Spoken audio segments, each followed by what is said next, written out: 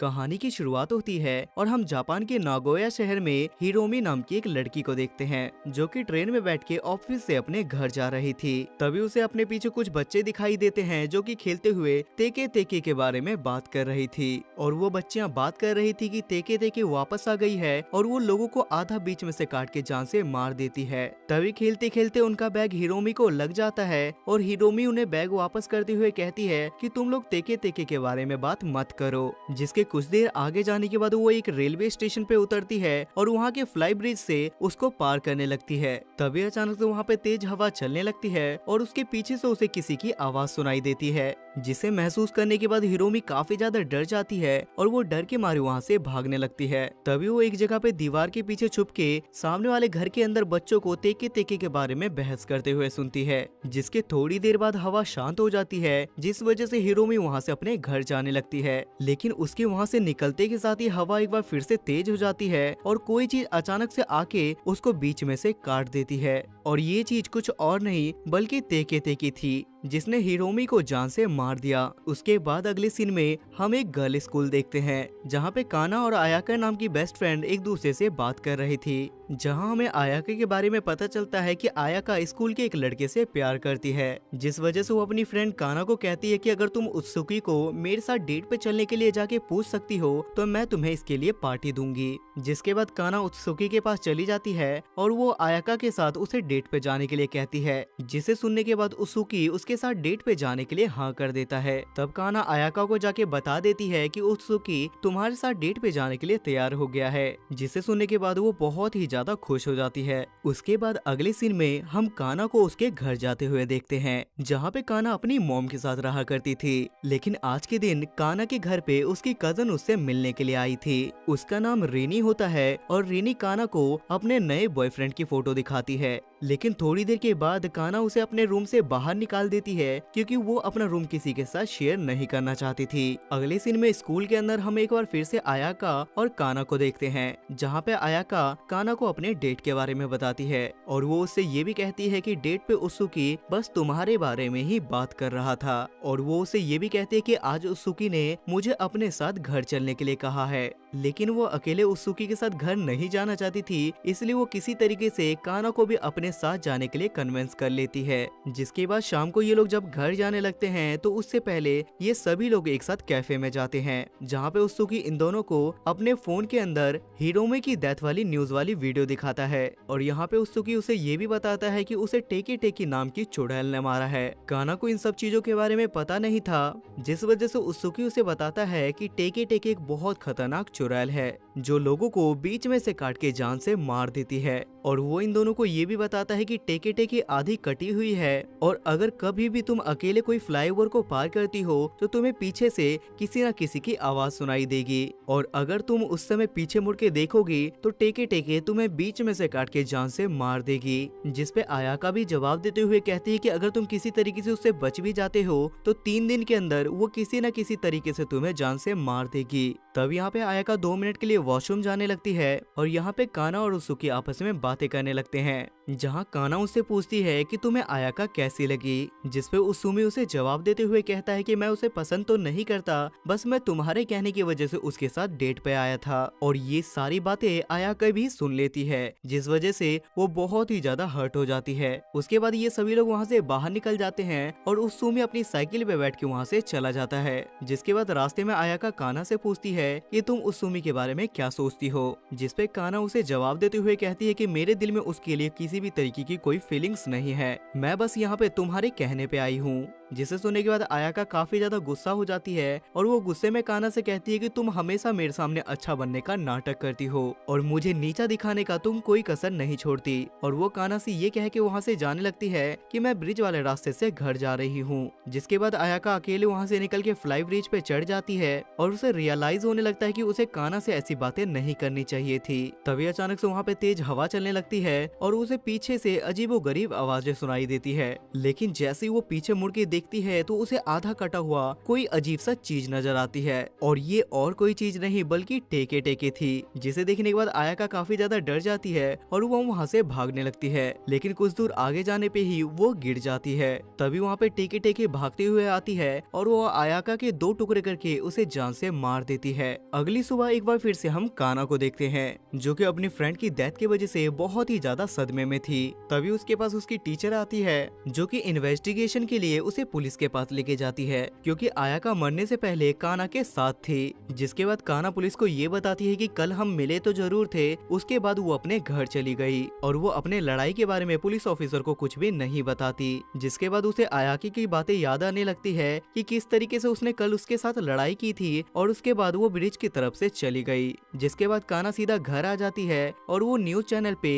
Hiromi की death की videos देखने लगती है, जहां उसे न्यूज में पता चलता है कि हिरोमी की बॉयफ्रेंड को हिरोमी के मर्डर के केस में उसे पकड़ा गया है, जहां पे उसके बॉयफ्रेंड का स्टेटमेंट ये है कि इस केस में मेरा कोई हाथ नहीं है। तभी अचानक से काना का गेट खुल जाता है, जिसे देखने के बाद वो बहुत ही ज्यादा डर जाती है। लेकिन वहाँ पे और कोई नहीं बल्कि उसकी मॉम थी, और काना की मॉम उसके पास आके आराम से बैठ जाती है। उसके बाद अगली सुबह हम काना को एक बस स्टॉप पे बैठे हुए देखते हैं, जहाँ से कुछ बच्चे गुजर रहे थे, और वो सारे बच्चे भी आपस में टेके टेके के बारे में बातें कर रहे थे। थोड़ी देर के बाद काना वहाँ से जाने लगती है कि तभी वहाँ पे पीछे से उत्सुमी आ जाता है, जिससे काना बताती है कि मैंने पुलिस को मेरे और आयाका के लड़ाई के बारे में नहीं बताया था। जिसके बाद उत्सुमी काना का मूड ठीक करने के लिए उसे पहाड़ की ऊंची वाली जगह पे ले जाता है, और वो काना को ये भी बताता है कि आयाका ने मुझे डेट के दौरान बताया था कि तुम दोनों बहुत अच्छी बेस्ट फ्रेंड हो, और अगर तुम दोनों के बीच में किसी भी कारण से लड़ाई होती थी तो अगले दिन तुम दोनों फिर से नॉर्मल हो जाते थे। जिसे सुनने के बाद काना रोने लगती है। जिसके बाद उत्सुमी काना को वहाँ पे छोड़ देता है, जहाँ से उसे अपने घर जाना था। लेकिन जाने से पहले काना उत्सुमी से हिरोमी के डेथ के बारे में पूछती है, और वो उससे ये भी कहती है कि उसके बॉयफ्रेंड को हिरोमी की कटी हुई लाश मिली थी। जिसपे उत्सुमी उसे जवाब देते हुए कहता है कि उसका बॉयफ्रेंड जरूर कोई बहाना बना रहा है, क्योंकि मेरे हिसाब से टेके टेके रियल लाइफ में नहीं है। जिसके बाद काना वहाँ से सीधा चली जाती है। अगले सीन में हम काना को उसी फ्लाई ब्रिज के पास देखते हैं, जो कि अंधेरा होते के साथ ही उस जगह पे जाने लगती है जहाँ पे उसकी फ्रेंड की डेथ हुई थी, और वो हाथ में फ्लावर लेके जा रही थी ताकि वो अपने फ्रेंड पे वो फूल चढ़ा सके। वहीं दूसरी तरफ हम उसूमी को भी देख पाते हैं, जिसे कुछ ठीक नहीं लग रहा था, जिस वजह से वो काना को देखने के लिए वापस आने लगता है। उसके बाद अचानक से काना को वहाँ पे किसी की आवाजें सुनाई देती है और तेज हवा चलने लगती है। लेकिन काना वहाँ पे अपनी आंखें बंद कर लेती है, क्योंकि उसे वो बात याद आ गई थी जहाँ पे उसे उसूमी ने बताया था कि काना किसी का भी रूप धारण करके तुम्हें पीछे से आवाज लगा सकती है, लेकिन ऐसे हालात में तुम्हें पीछे मुड़ के नहीं देखना है। जिसके बाद टेके टेके काना के पास आती है और थोड़ी देर के बाद वो वहाँ से चली जाती है। जिसके बाद काना आंख खोलती है और वहाँ से जाने लगती है, लेकिन आगे बढ़ते के साथ ही उसे पीछे से आयाके की आवाज सुनाई देती है, और अपनी फ्रेंड को देखने के चक्कर में वो गलती से पीछे देख लेती है, जहाँ पीछे उसे टेके टेके दिखाई देती है। तब काना वहाँ से जान बचा के भागने लगती है और टेके टेके उसके पीछे पड़ जाती है। तभी रास्ते में काना को उत्सुमी मिलता है, और काना उसके साइकिल पे बैठ के उसे तेजी से भागने के लिए कहती है, क्योंकि टेके अभी भी इनके पीछे पड़ी हुई थी। लेकिन वहाँ से कुछ दूर आगे जाने की वजह से अचानक से इनके साइकिल का बैलेंस बिगड़ जाता है और ये दोनों वहाँ पे नीचे गिर जाते हैं। लेकिन तब तक टेके टेके इनका पीछा छोड़ चुकी थी। उसके बाद अगली सीन में हम उसूमी को हॉस्पिटल के अंदर एडमिट देखते हैं, क्योंकि साइकिल से गिरने की वजह से उसका पैर फ्रैक्चर हो गया था। जहाँ पे काना भी आई हुई थी, और वो उसका हालचाल देखने के बाद वहाँ से सीधा अपने स्कूल के लाइब्रेरी में चली जाती है,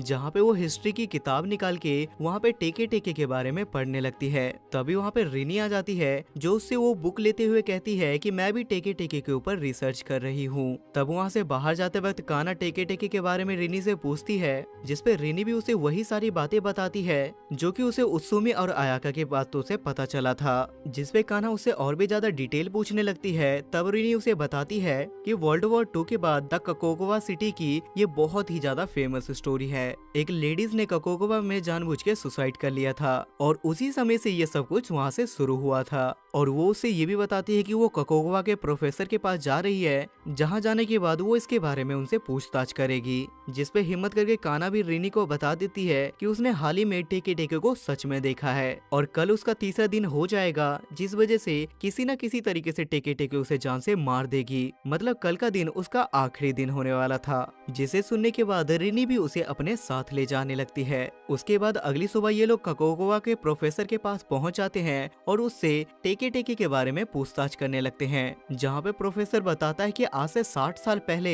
एक लड़की ने ककोगवा के फ्लाईओवर से कूद के सुसाइड किया था, जिस वजह से उसकी बॉडी बीच में से कट के 2 टुकड़े में बट गई थी और तभी से बिना बॉडी के भूत का ह्यूमर काफी ज्यादा तेजी से फैलने लगा। तभी हम काना को देखते हैं जो कि अपने डायरी में माइकाचो लिखती है और ये वो जगह होती है जहाँ पे उस लड़की का पहले घर हुआ करता था। जिसपे ये दोनों प्रोफेसर से ये पूछते हैं कि आखिर उसकी सुसाइड करने की वजह क्या होगी, जिसपे प्रोफेसर बताता है कि आखिर उसके साथ कुछ ना कुछ बुरा जरूर हुआ होगा, तभी उसने ऐसा कदम उठाया। तब यहाँ पे काना उस लड़की के घर का पता पूछती है जहाँ पे उसके कोई ना कोई फैमिली के मेंबर हो, जिस वजह से प्रोफेसर इनको अपने असिस्टेंट टेकेडा को इनके साथ भेजने का डिसाइड करता है। लेकिन वहाँ जाने से पहले प्रोफेसर इन दोनों को एक और चीज बताता है कि टेके टेके को लाल रंग से बहुत ही ज्यादा नफरत है और अगर तुम्हारे पास कोई भी तरीके की लाल चीज है तो तुम उसे फेंक दो तो तुम लोग टेके टेके से बच सकते हो। लेकिन ये बात बस सुनने में आई है और इस बात में कितनी सच्चाई है इसके बारे में मुझे भी कुछ भी नहीं पता। जिसके बाद ये दोनों मिलके टेकेडा के साथ उस लड़की के घर पे चले जाते हैं जहाँ पे उसके फैमिली के कोई मेंबर रहा करते थे, जहाँ पे हम एक ओल्ड लेडी को देखते हैं जो कि टेके टेके की अपनी बहन थी और वो औरत बताती है कि हर साल कोई ना कोई कासिमा के बारे में पूछने के लिए यहाँ जरूर आता है। दरअसल वो लड़की जो मरी थी जिसका नाम टेके टेके के नाम से जाना जाता है, उसका असली नाम कासिमा था और वो इन दोनों को ये भी बताती कि उस समय पे मैं 6 साल की थी जब कासिमा ने 19 साल की उम्र में सुसाइड किया, क्योंकि वो बहुत ही ज्यादा ब्यूटीफुल थी। जिसपे रिनी उनसे पूछती है कि क्या ये बात सही है कि कासिमा को रेड कलर बिल्कुल भी पसंद नहीं है, जिसपे उसकी बहन जवाब देते हुए कहती है कि हाँ ये बात सही है, कासिमा को रेड कलर बिल्कुल भी पसंद नहीं था। जिसके बाद वो लेडी कासिमा की डेथ के बारे में भी बताती है कि जब अमेरिकन आर्मी वार के बाद वहां से वापस लौट रहे थे तो उन सभी की नजर कासिमा के खूबसूरती पे पड़ी, जिस वजह से उन लोगों ने पहले तो कासिमा के साथ रेप किया, जिस वजह से उसकी बॉडी से रेड ब्लड निकलने लगा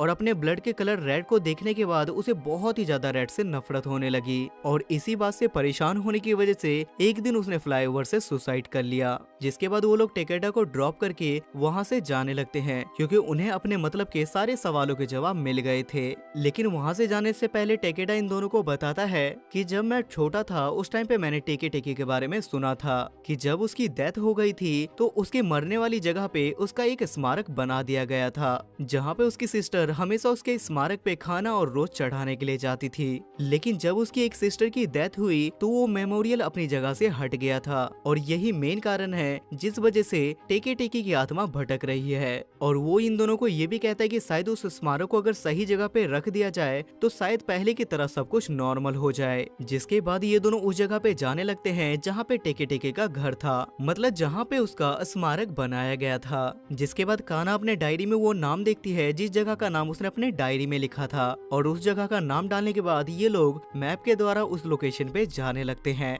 जहाँ पे रिनी भी काना को अपनी सच्चाई बताते हुए कह देती है कि जब वो रिसर्च करने के लिए फ्लाई ब्रिज के ऊपर गई थी तो उसने भी टेके टेके को देख लिया था और आज उसका भी लास्ट दिन है और उसके हिसाब से इन दोनों के पास बस 2 घंटे बचे हुए थे और इस 2 घंटे में अगर ये कुछ भी नहीं कर पाए तो टेके टेके इनके पास आके इन्हें किसी तरीके से जान से मार देगी। उसके बाद ये लोग एक लोकेशन पे पहुंच जाते हैं जहाँ पे इन्हें कुछ भी दिखाई नहीं देता और समय के हिसाब से अब इनके पास बस 1 घंटा बचा हुआ था, जिस वजह से ये लोग टेकेडा को फोन करके टेके टेके के असली घर के लोकेशन के बारे में पूछने लगते हैं। तब टेकेडा चुपचाप से वहाँ से प्रोफेसर के ऑफिस में जाके मैप देखते हुए इन्हें टेके टेके के घर के लोकेशन के बारे में गाइड करने लगता है, जहाँ पे काना को ये भी पता चलता है कि उसने टेके टेके के घर के लोकेशन के बारे में गलत लिख लिया था और असली लोकेशन उनकी जगह से 8 किलोमीटर दूर है और अब इनके पास बस 1 घंटा बचा हुआ था, जिसके वजह से वो दोनों वहाँ से निकल जाती है और टेकेडा फोन पे ही उन दोनों को लोकेशन लोकेशन गाइड करता रहता है। तभी वहाँ पे टेकेडा को एक सिक्योरिटी गार्ड पकड़ लेता है क्योंकि वो बिना पूछे प्रोफेसर के ऑफिस में घुसा था।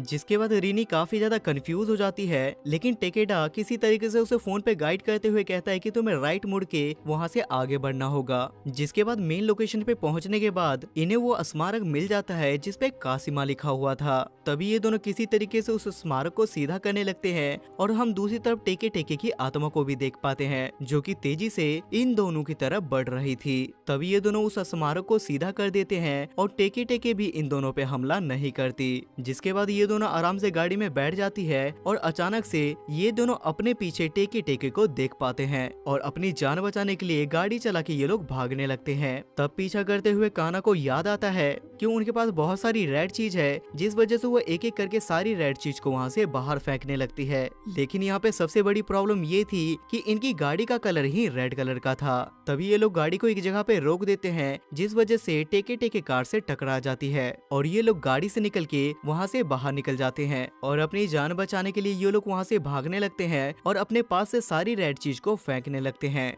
लेकिन टेके टेके अभी भी इनके पीछे पड़ी हुई थी, जिस वजह से जल्दबाजी में ये दोनों एक दूसरे से बिछड़ जाते हैं। तभी काना के पास अचानक से सामने से टेके टेके आ जाती है, जिसे देखने के बाद वो बहुत ही ज्यादा डर जाती है। तभी काना का वहाँ पे फोन रिंग करने लगता है और जैसे ही वो अपने फोन को बाहर निकालती है तो वो देखती है कि उसके फोन का की चेन रेड कलर का है, जिस वजह से वो अपने फोन को फेंक देती है और टेके टेके भी वहाँ से गायब हो जाती है। जिसके बाद ये दोनों एक दूसरे को ढूंढते हुए मिल जाते हैं और दोनों एक दूसरे को जिंदा देख के बहुत ही ज्यादा खुश होते हैं। तब रिनी वहाँ से काना के पास जाने लगती है, लेकिन रास्ते में कांटे वाले पेड़ की होने की वजह से उसके सर में कांटा लग जाता है, जिस वजह से उसके सर से खून आने लगता है और ब्लड का कलर रेड होने की वजह से अचानक से वहाँ पे टेके टेके आती है जो कि रिनी को बीच में से काट के उसे जान से मार देती है। उसके बाद अगले सीन में हम कुछ छोटे बच्चों को देखते हैं जो कि काना के घर के पास से गुजरते हुए कहते हैं कि यहाँ पे एक पागल लड़की रहती है जो कि अपने घर में मौजूद हर रेड कलर की चीज को अपनी खिड़की से बाहर फेंक देती है।